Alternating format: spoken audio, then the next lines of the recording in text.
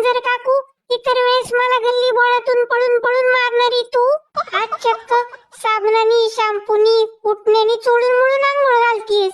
काळ उंदऱ्याशिवाय मला कधी हाक मारली नाही तू. आज तुझं एवढं प्रेम का तू चाललंय ग? अरे मूषक बाळा, आता गणपती बाप्पा येणार. आईच्या गावात चक्क उंदराला आंघोळ.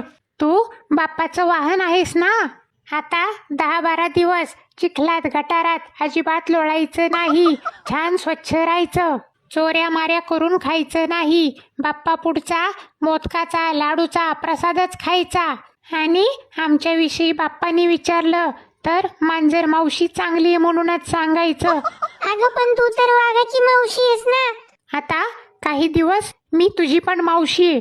बया, गणपती बाप्पासाठी वशिला लावी ती. काय तर म्हणे मांजर मावशी. संसोद आल्यात तर कशी नाती होते आठवायला लागल्यात.